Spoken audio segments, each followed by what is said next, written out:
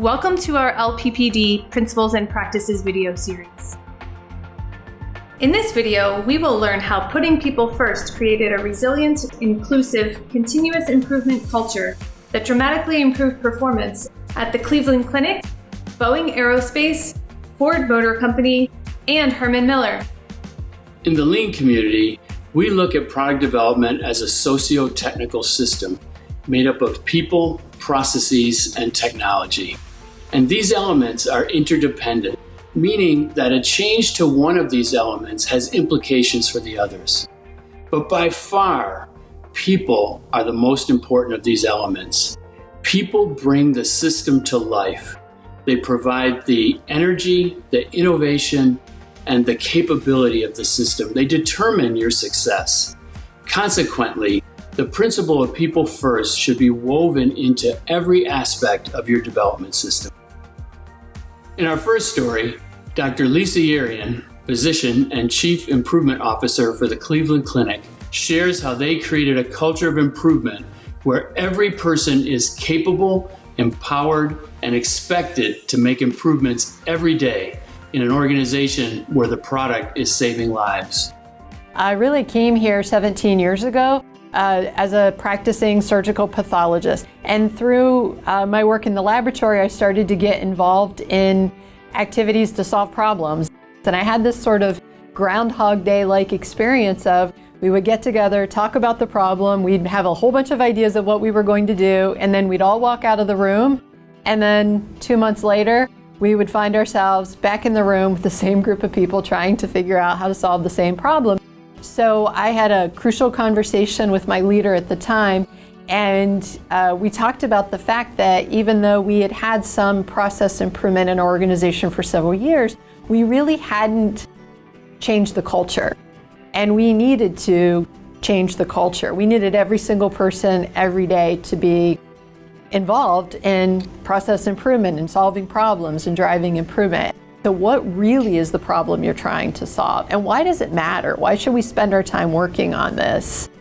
And then also, what is it that you're trying to accomplish? What does good look like? What's your aim statement or what's your goal? So we started to work on what that was and came to a definition of a culture of improvement that we actually very much still use today. And that is a culture in which every caregiver is capable, empowered, and expected to make improvements every day. We really see that work as building systems and behaviors and the capability to drive improvement throughout the organization. So when I say systems, what I really mean is consistent ways for people to come together to do the things that are required to build improvement. So our tiered daily huddles is a daily management system. One thing for me to tell my team, yes, I want you to raise problems. It's a totally different kind of engagement if I say, and I'm going to gather with you at 9 o'clock every morning, and this is the conversation that we are going to have together to make sure that we are together identifying problems. So it's really building out those behaviors.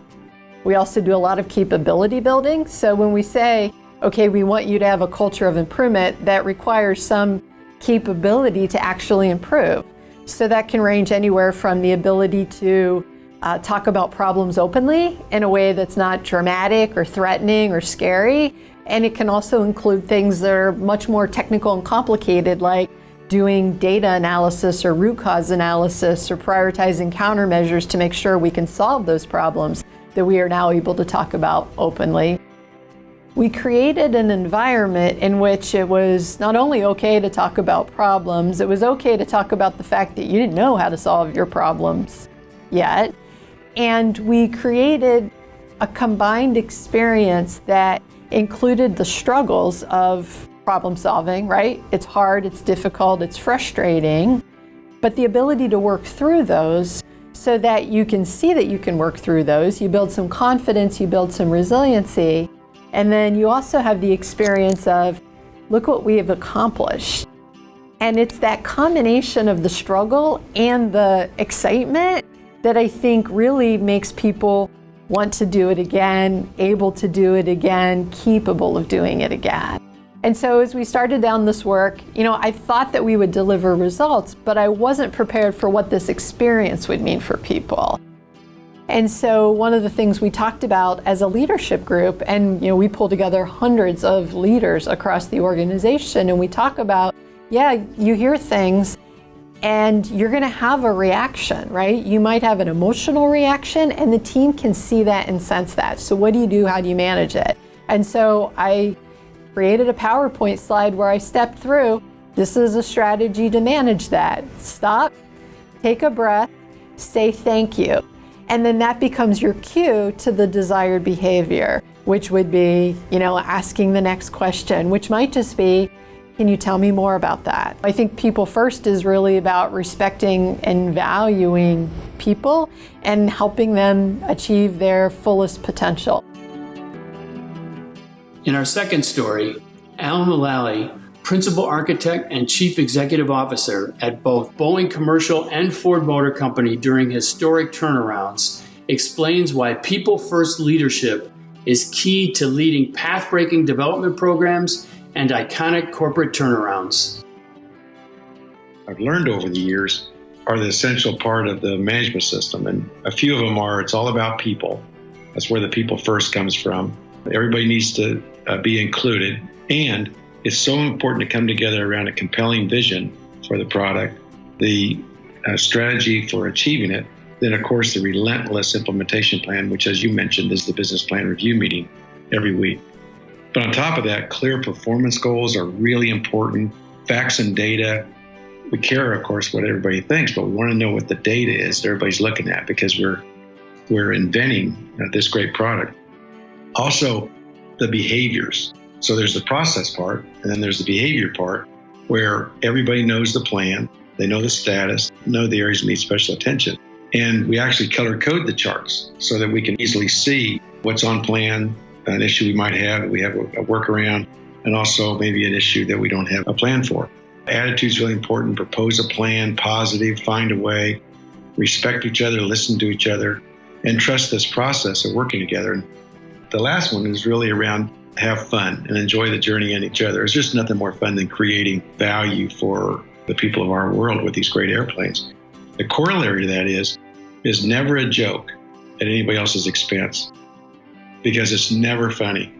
And the reason that's so important is that if people think they're going to be a victim or made fun of, then they're not going to be forthcoming on what the real status is, because they don't want to be a victim. No humor at anybody else's expense.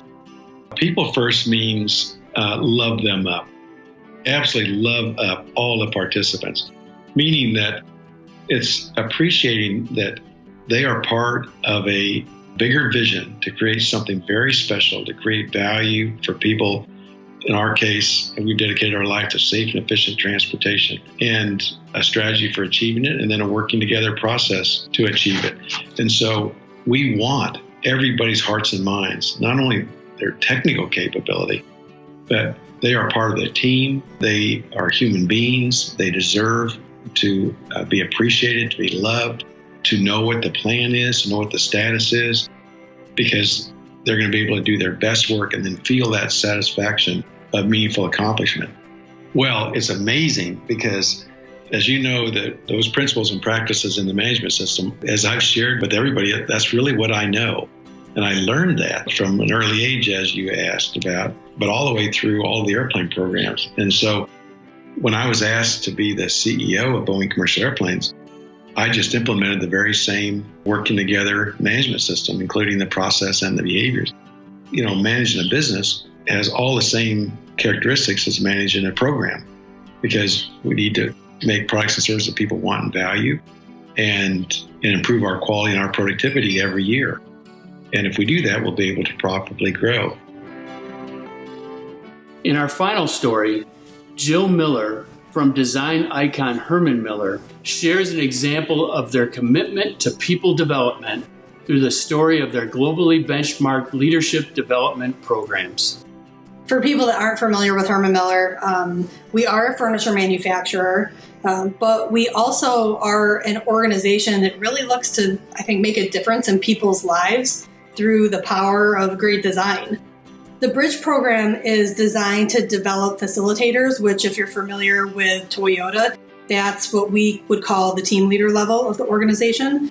And Propel is designed to develop work team leaders, or again, in Toyota's language, group leaders. And that's when, again, they're working with dedicated coach, and they're working to take what we've shown them in the beginning phase and understand the current condition of the area that they're in. So they're going to take all that they've learned and try to assess the condition of the area and put together a plan where they can, as a leader of the area, execute with the help and support of the facilitators that they have.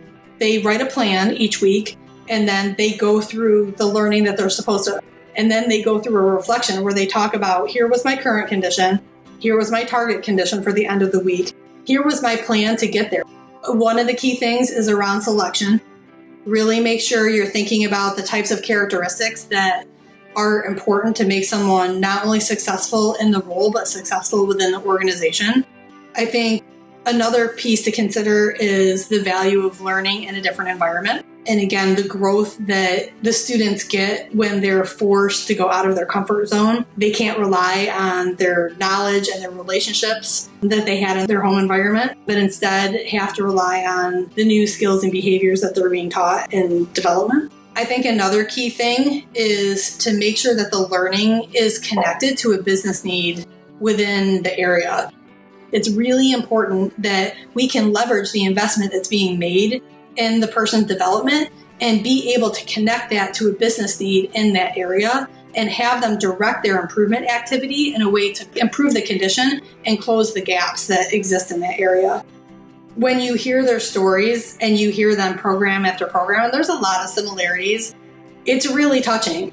These programs provide opportunities for people to grow in ways that I think they themselves don't even understand they were capable of. And it's hard a little bit sometimes not to get choked up when they reflect back on where they came into the program and who they are coming out of the program, because it ends up being a pretty significant impact on their lives. And it's not even just an impact at work, but an impact at home. There's nothing more meaningful than helping to be able to see people reach their potential and thrive. And so when you get the chance to see the students and the coaches learn and grow week after week, program after program, it's exceptionally meaningful.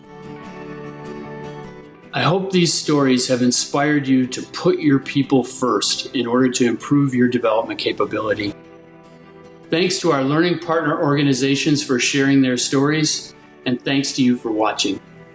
For more information about LEI products and services, or joining our learning group of companies, go to leanpd.org or contact us at info@lean.org. The LEI team is committed to improving the way new value is created